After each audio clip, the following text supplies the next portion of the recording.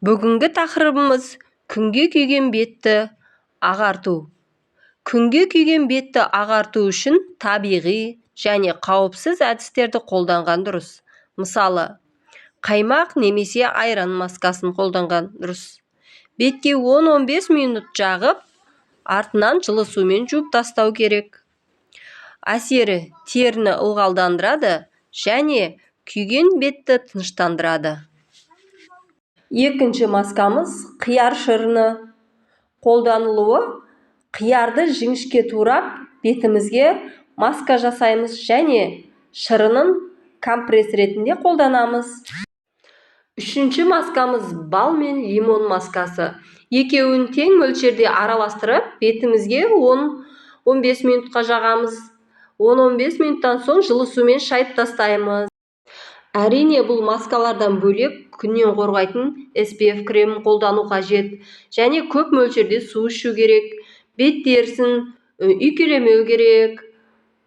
Егер теріңіз ақ сары немесе ашық тонды, бірақ сәл сары болса, онда күнге күйгеннен кейін оны ағарту үшін жұмсақ әрі теріге зиян келтірмейтіндей әдістер керек. Міне, соған лайықты маскалар. Бірінші айран мен сұлы маскасы.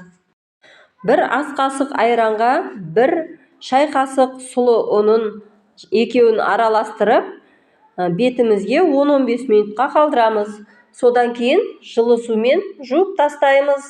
Әсері ақырын ағартады, теріні жұмсартады.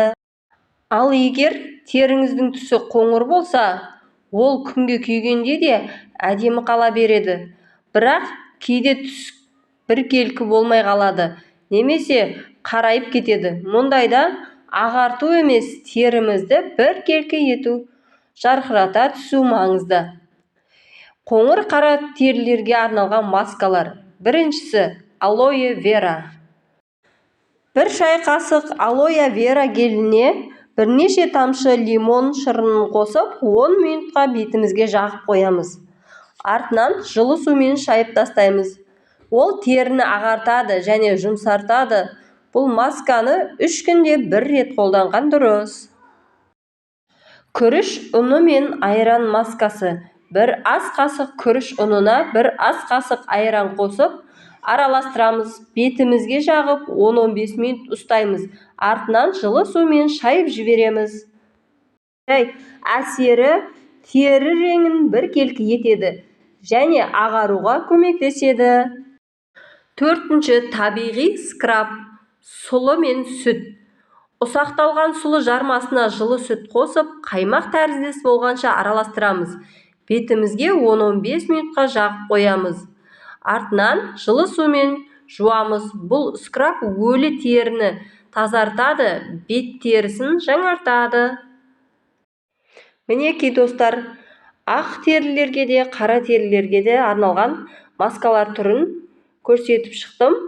Күнге күйген жағдайда осы кожаларыңызға қарай, терілеріңізге қарай осы маскаларды жасап ағартсаңыздар болады. Достар, арнаға тіркелуді ұмытпаймыз және видеолардың бәрін көріп пайдаларыңызға асырыңыздар. Сау болыңыздар.